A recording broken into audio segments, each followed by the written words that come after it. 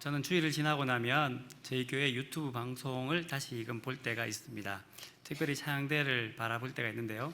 찬양대 볼 때마다 참 마음에 기쁜 것이 한 가지가 있습니다. 무엇이냐면요, 우리 복음성가 가사에 보면 찬송이 가득하면 얼굴에 기쁨이 넘친다라는 찬송이 있습니다. 근데 우리 찬양대 찬양을 보고 있으면 빵긋빵긋 웃어 이렇게 그 찬양하는 소리가 기쁨과 함께하게 되고, 그로 말미암아 우리 교회 예배와 또한 우리가 함께 말씀 듣는 그 모든 것들이 분위기도 좋아지고 하나님의 기쁨이 더욱더 우리에게 충만하게 되는 것 같습니다. 다시 한번 찬양대의 찬양에 감사를 드리고 우리 격려의 박수를 한번 할까요?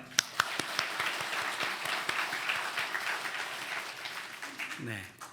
지난 주간에 우리 이틀에 걸쳐서 음량 공사를 좀 했습니다. 여러분 좀 어떠신가요? 좀 괜찮은가요?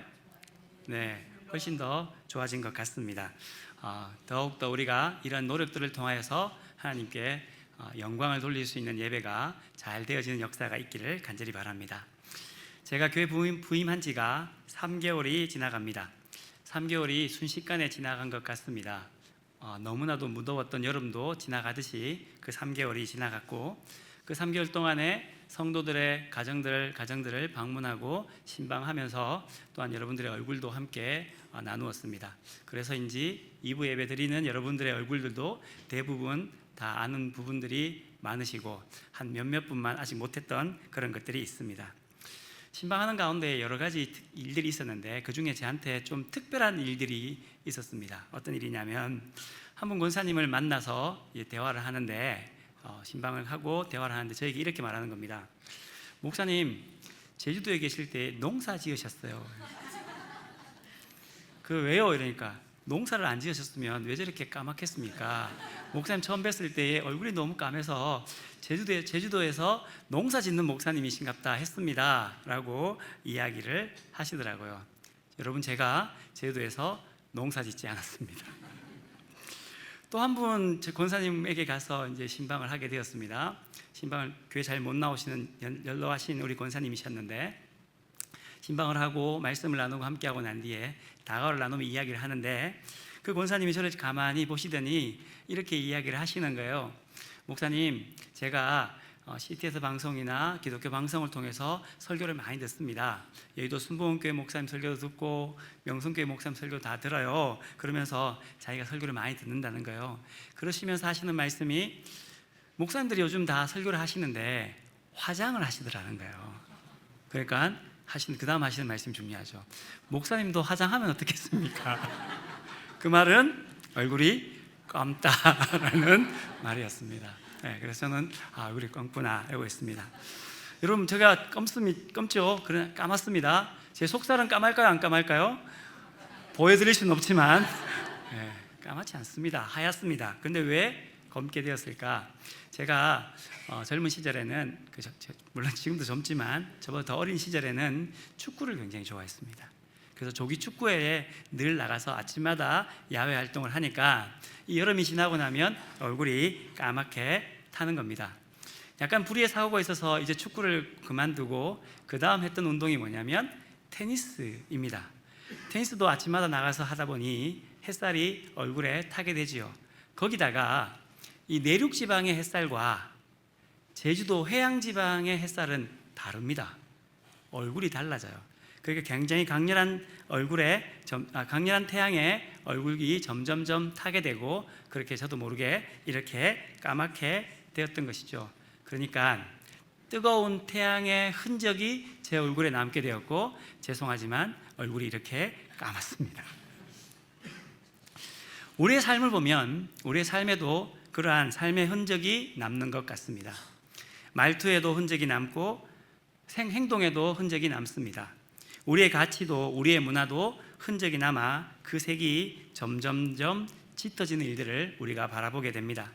신앙생활도 마찬가지지 않습니까? 우리가 하나님을 믿고 하나님과 함께 동행하며 또한 신앙생활을 감당합니다. 그러면 당연히 그 신앙생활 가운데에 하나님과 함께 오랫동안 있으니 우리의 신앙생활의 흔적은 하나님의 색으로 점점 우리의 색깔이 바뀌어져 가게 되는 거죠. 우리가 가끔씩 이런 말 하지 않습니까?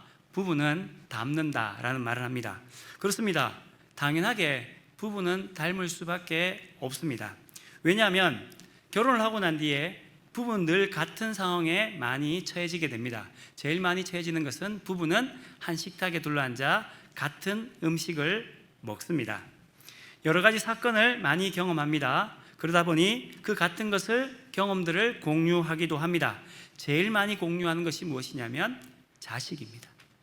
자녀를 양육할 때에 그 자녀의 양육하는 방식이 다르기도 하고 하지만 그 자녀는 똑같기 때문에 그 자녀를 통해 생각되어지고 경험되어지고 또한 닥치는 환경들은 많이 같습니다. 그러다 보니 같은 상황을 닥치게 되고 같은 해결 방법을 가지게 되니 부부가 점점 닮아가게 되는 거죠. 흔적이 남게 되는 것입니다.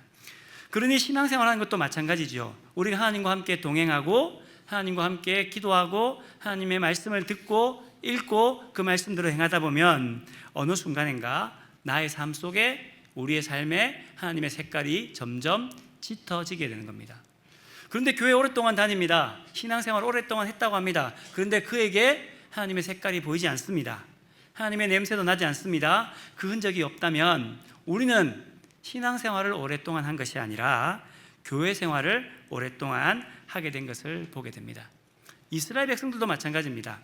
여러분, 이스라엘 백성들에게 성경에 보면 몇 가지로 자기들의 정체성을 이야기를 합니다. 첫 번째로 어떻게 말을 하냐면 나는 히브리 사람입니다 라고 이야기하고, 두 번째에 어떤 사람들은 이스라엘 사람입니다 라고 이야기하고, 세 번째는 유다 민족입니다 라고 이야기합니다. 여러분, 뭐가 틀린가요? 히브리 민족입니다, 이스라엘 민족입니다, 유다 민족입니다. 무엇이 틀릴까요? 그 각각의 상황들이 조금 다릅니다. 내가 히브리 민족입니다 라는 말 속에는, 히브리라는 말 속에 어원은 하비루, 아피루라는 단어가 있습니다. 하비루라는 단어는 어떤 단어냐면 흩어지다, 떠돌아다니다 라는 의미가 담겨져 있습니다. 그러니까 집이 없이 떠돌아다니는 사람들, 유목민들을 이야기할 때에 하피루, 아피루라고 합니다. 그러니까 나는 히브리 민족입니다 라는 말 속에는 어떤 말이 있냐면 나는 떠돌아다니는 사람이었습니다, 나는 순례하는 사람들이었습니다 라는 고백이 그에게 있는 것이죠. 이스라엘 백성들이 하나님의 은혜 받고 모세를 통하여 출애굽하게 됩니다. 출애굽하고 난 뒤에 그들은 광야 40년 동안 그들은 떠돌아다녔습니다. 그때 쓰는 말이 뭐냐면 나는 히브리 민족입니다 입니다.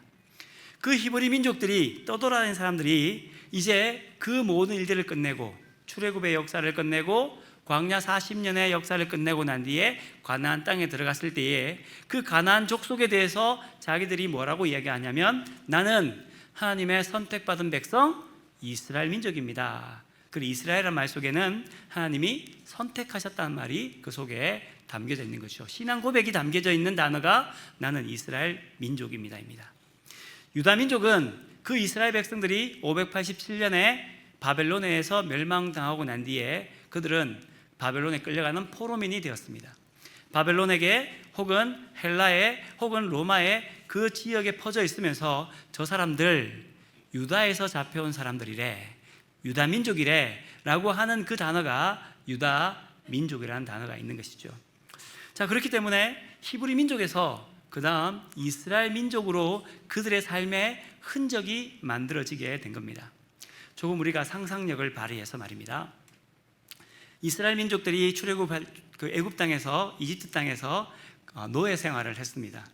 노예 생활을 하다가 하나님의 명령을 받은 모세가 와서 그 백성들을 너희는 아브라함의 자손, 이삭의 자손, 야곱의 자손이니까 하나님의 선택한 땅, 하나님이 주시는 그 땅으로 가야 돼 하고는 그들을 이끌어 내었습니다. 자, 그러면 여러분, 이스라엘 민족만 나왔을까요?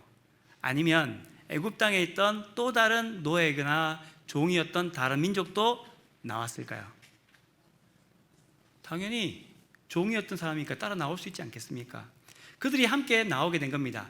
그들 모두의 고백이 무엇이었냐면 우리는 히브리 민족이었습니다.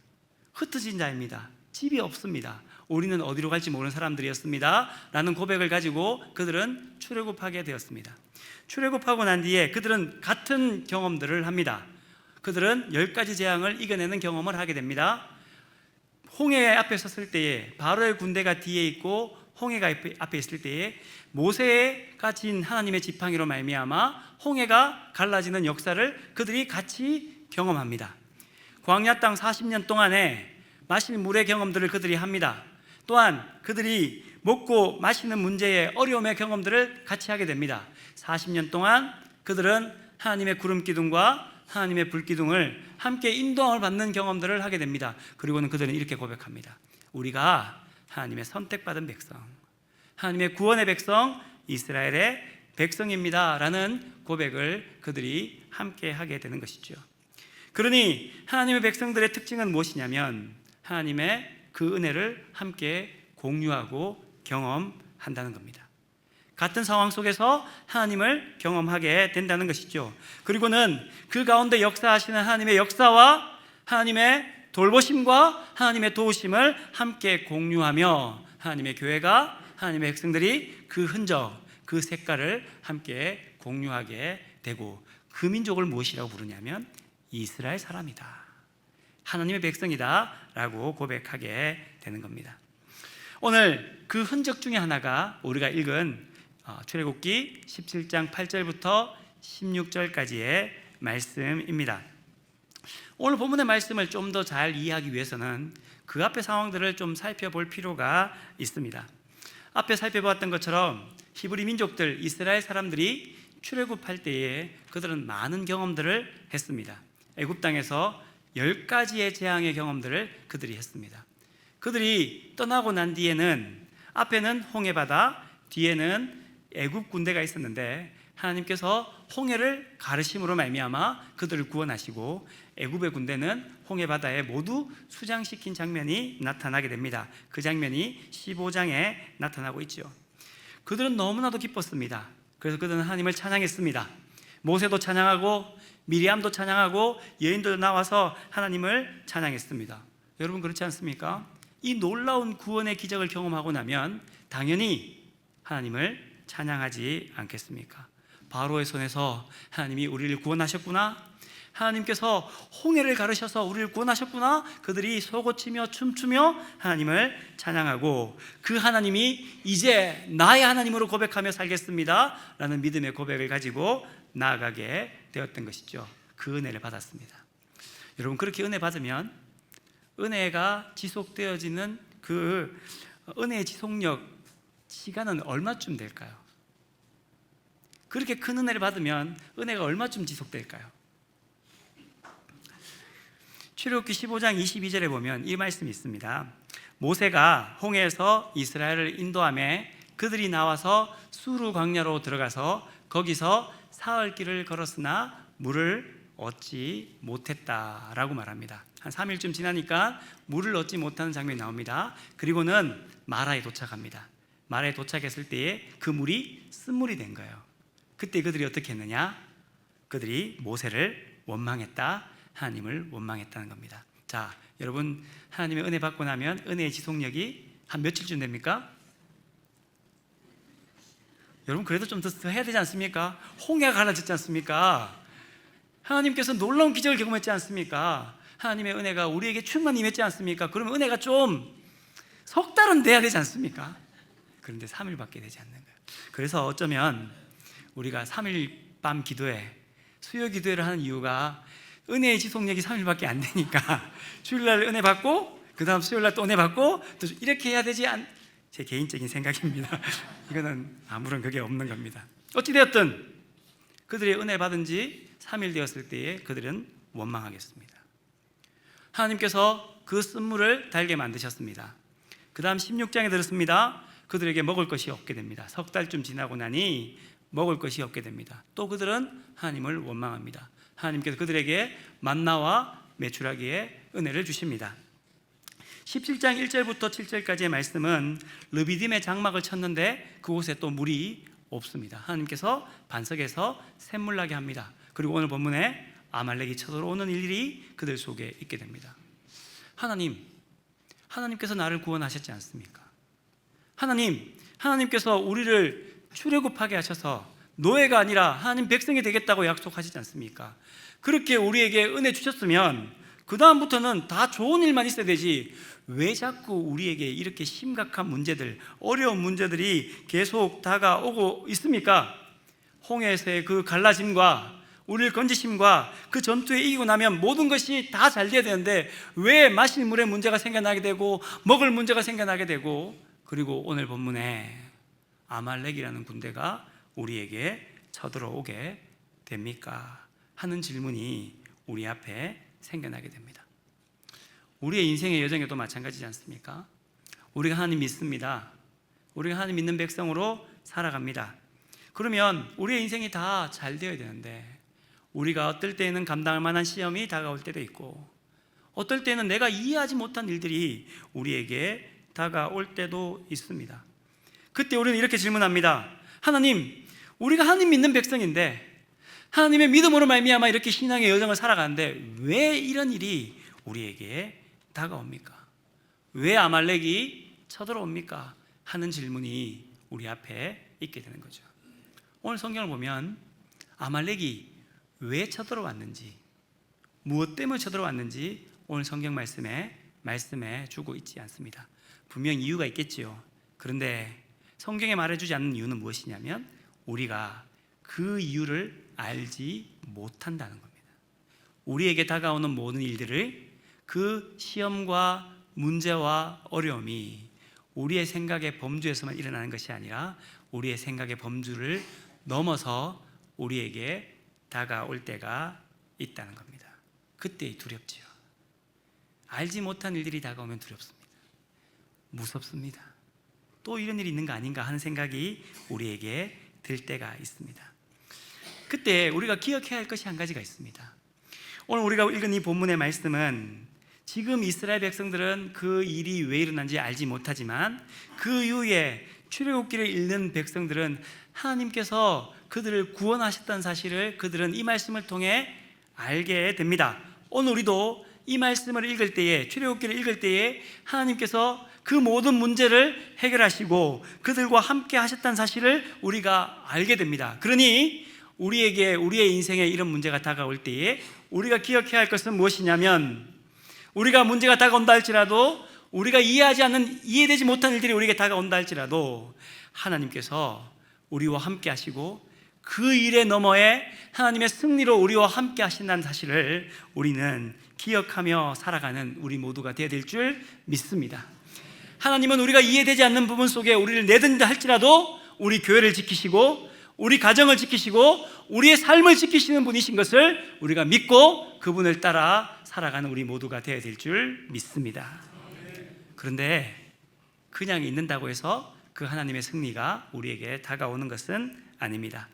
그 승리를 경험하기 위해서 오늘 본문에 통해서 우리가 해야 할 일 두 가지가 있습니다.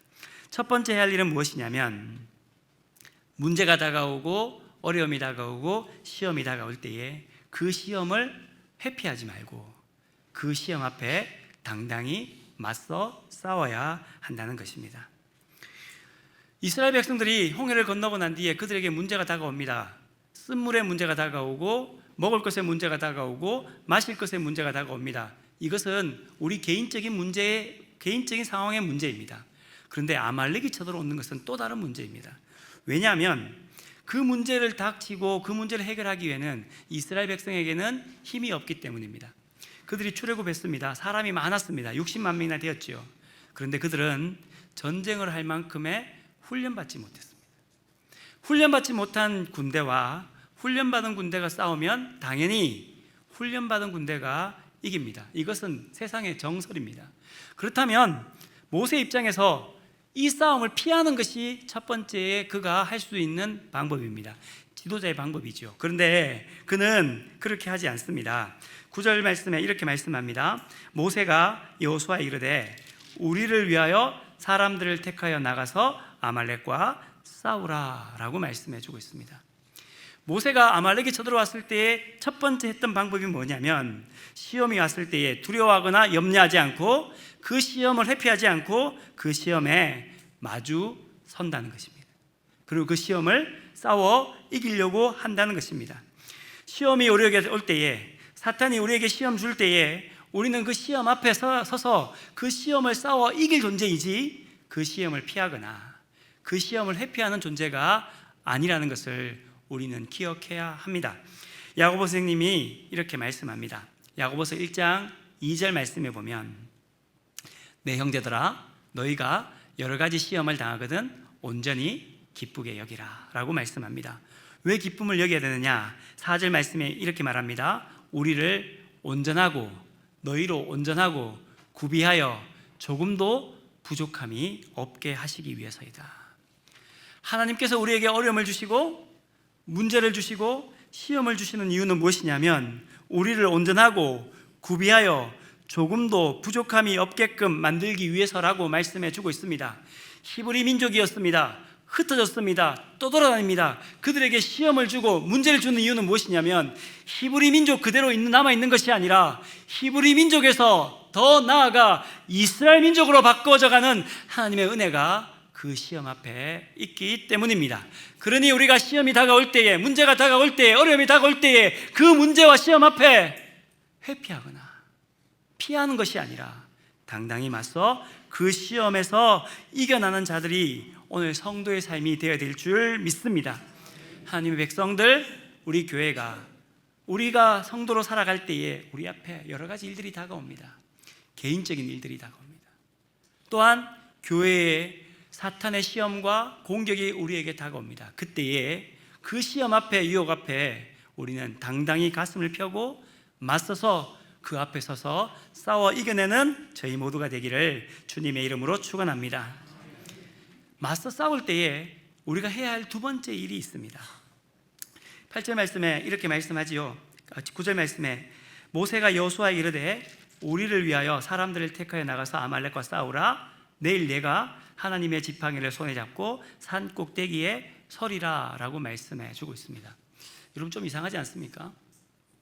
지금 이스라엘 백성들이 애굽 땅에서 탈출해서 이 광야 땅에 나왔고 르비딤에서 아말렉과 싸우게 된 근원적인 이유가 뭐냐? 모세 때문입니다. 모세가 하나님 명령을 받아서 이스라엘 백성들이 찾아왔고 그리고는 하나님께서 너에게 예배하기를 원한다, 하나님 백성이 되기를 원한다 라고 말씀하셔서 그들은 애굽 땅에서 탈출했고 출애굽했고 그리고는 광야 땅에 나왔습니다. 모세 때문에 이곳에 와서 이 전쟁이 일어나게 된 거죠. 그러면 지도자는 어디에 있어야 합니까? 어디에 있어야 되죠? 여러분 지도자가 전쟁을 할 때 그렇게 말합니다. 자, 돌격 앞으로! 그리고 자기는 안 갑니다. 그럼 아무도 안 가지 않겠습니까? 지금 모세는 전쟁에 있어야 됩니다. 그런데 여호수아에게 뭐라고 이야기하냐면 너는 사람들을 택하여 나가서 아말렉과 싸우라. 그리고 모세 뭐라고 말합니까? 난 전쟁터 안 가. 내일 내가 하나님의 지팡이를 손잡고 산 꼭대기에 서겠다라고 이야기를 하고 있습니다. 여호수아 입장에서 어떻게 생각되어질까요? 아니 지가 가야지 왜 나보고 가래? 이러지 않겠습니까? 지도자인 모세 선생님 당신이 계셔야 백성들이 사기가 오르고 전쟁을 하지 않겠습니까? 그런데 당신이 안 가고 나보고 가라 그러면 내가 전쟁을 어떻게 하라는 말입니까? 라는 질문이 생길 수 있지 않겠습니까? 근데 여호수아가 그 말씀에 순종합니다. 10절 말씀에 보면 여호수아가 모세의 말대로 행하여 아말렉과 싸웠다라고 이야기하고 있고 모세와 아론과 훌은 산 꼭대기에 올라갔다라고 말씀합니다. 그런데 그때 놀라운 일이 일어납니다. 11절 말씀 모세가 손을 들면 이스라엘이 이기고 모세가 손을 내리면 아말렉이 이기더니 전쟁은 여호수아와 이스라엘 백성들이 하는데 그 전쟁의 승리와 실패는 누구의 손에 달려있느냐? 모세의 손에 달려있다는 겁니다. 자, 그러면 여러분 그 모세의 손에 무엇이 잡혀져 있습니까? 하나님의 지팡이가 잡혀 있는 겁니다.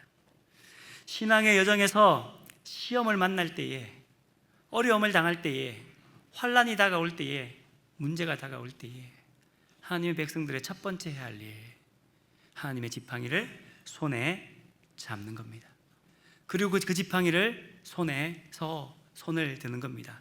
그것은 하나님의 지팡이가, 하나님의 손에 잡힌 지팡이가 되어야 되고 하나님의 도움을 간구한다는 의미가 담겨져 있습니다. 그러면 그 지팡이가 어떤 특별한 지팡이냐? 그렇지는 않은 것 같습니다. 모세가 이 지팡이를 언제부터 잡았냐면 원래 태어났을 때는 그 지팡이를 잡지 않았습니다.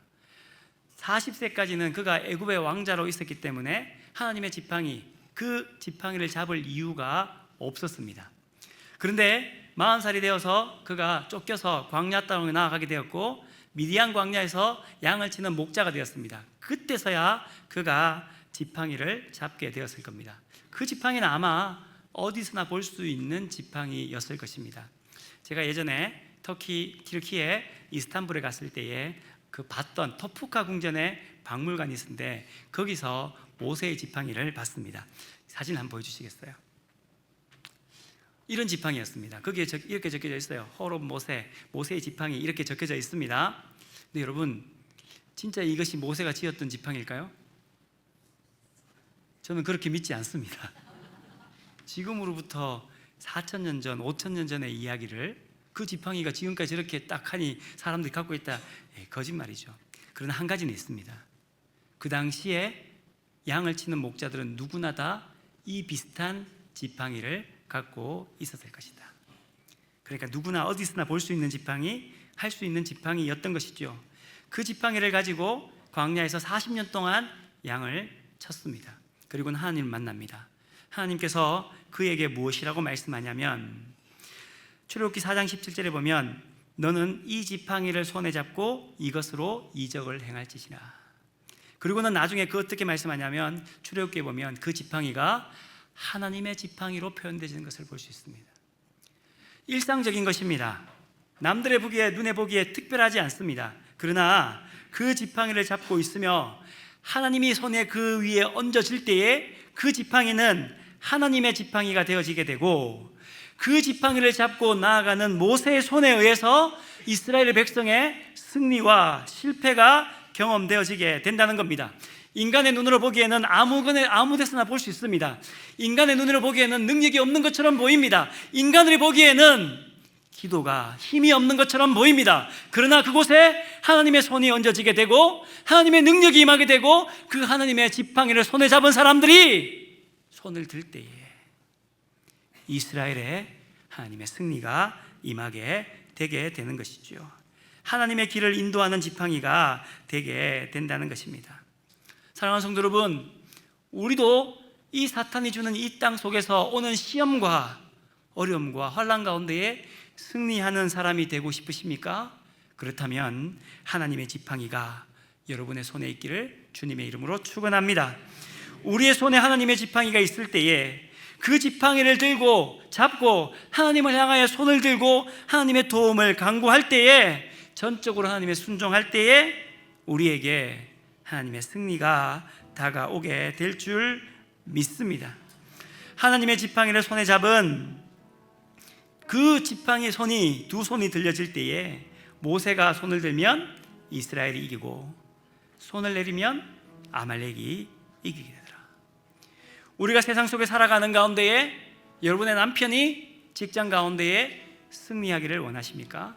그러면 아내된 여러분들에게 그 손에 하나님의 손이, 하나님의 지팡이가 잡혀지고 그 손을 들 때에 여러분의 남편이 직장에서 승리하게 될 줄 믿습니다. 여러분의 자녀가 각각의 가정, 각각의 삶의 자리에서 승리하는, 하나님의 승리를 맛보며 살아가는 자녀가 되기를 원하십니까? 부모님들이 두 손에 하나님의 손을, 지팡이를 잡고 그 두 손을 드는 역사가 있어야 될 줄 믿습니다. 하나님의 교회가 승리하기를 원하십니까? 장로님들, 그 두 손에 하나님의 지팡이를 손에 잡으십시오. 그리고 그 손의 지팡이를 손을 드십시오. 그때에 하나님의 교회가 승리하게 될 줄 믿습니다. 그 손이 내려오면 이스라엘이 지게 될 수밖에 없습니다. 우리가 화요일부터 중보기도 세미나를 시작합니다. 중보하며 기도하는 이유는 딱 한 가지입니다. 하나님의 지팡이를 손에 잡겠습니다. 하나님의 도우심을 간구합니다. 우리 교회가 일어나는 많은 일들, 목회자의 목회가, 하나님의 교회의 사역들이 우리 자녀들의 가정에서, 직장에서, 학교에서 승리하게 하는 일들이 우리의 힘이 아닌 하나님의 힘에 있습니다라는 고백이 중보기도입니다. 모세가 손을 들면 이스라엘이 이기고, 모세가 손을 내리면 아말렉이 이기더니 우리의 기도의 손이 내려오지 않을 때에 가정이 하나님의 승리를 경험하게 될 줄 믿습니다. 하나님의 교회가 하나님의 승리를 경험하게 될 줄 믿습니다. 혼자는 안 돼요. 혼자는 오늘 말씀에 이렇게 말씀하지 않습니까? 12절 말씀에 모세의 팔이 피곤하매 그들이 돌을 가져다가 모세 아래에 놓았다라고 말합니다. 모세의 말이 피곤하다는 말은 무엇입니까? 모세의 손이 내려왔다는 말입니다. 그때에 함께 동력하는 분이 필요합니다. 아론이 필요합니다. 훌이 필요합니다. 하나님의 교회가, 하나님의 가정들이 승리하기 위하여 혼자 하나님의 지팡이를 잡고 손을 들면 되지 않습니다. 함께 하나님의 지팡이를 잡고 손을 들고 하나님을 의지하고 나아갈 때에 보이지 않지만, 모세의 손이 보이지 않았지만 그 손을 통하여 이스라엘 백성들이 하나님의 승리를 경험하며 살아가게 될 줄 믿습니다. 그러한 일들이 오늘 주의 교회와 성도들에게 함께 있기를 간절히 바랍니다. 우리의 입으로 그 고백을 함께 하기를 원합니다.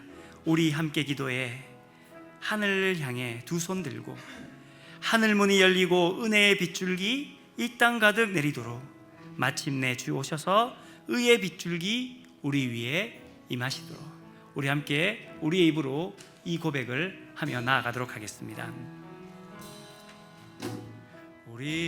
우리 함께 기도해 주 앞에 나와 무릎 꿇고 주 베푸시는 주 하늘을 향해 두 손 들고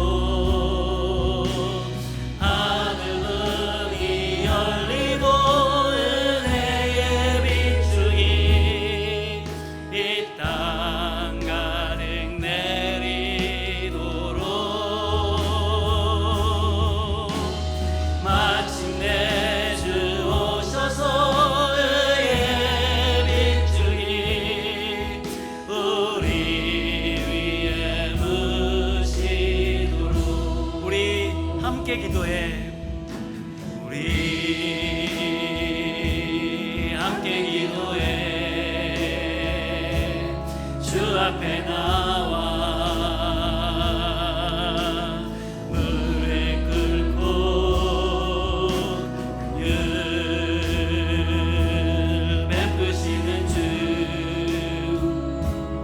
하늘을 향해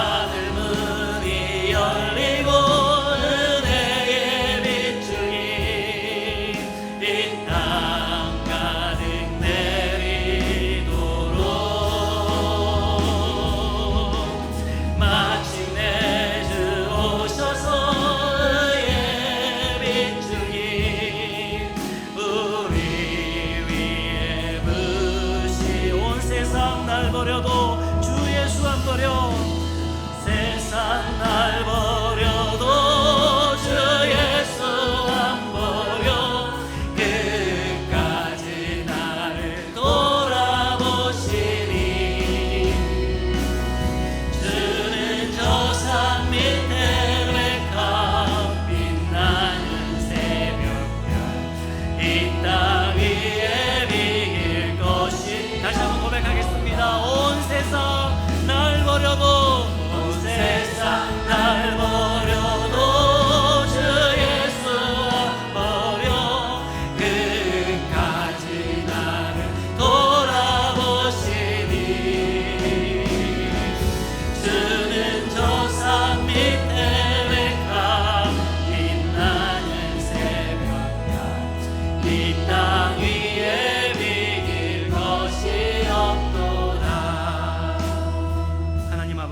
감사합니다.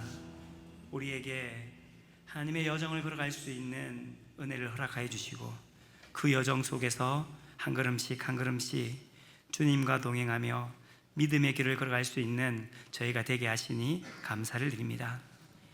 하나님 아버지, 그 믿음의 여정 속에 오는 여러 가지 일들을 통하여 점점 우리가 하나님의 흔적을 남길 수 있는 믿음의 백성이 되게 도와주시옵소서.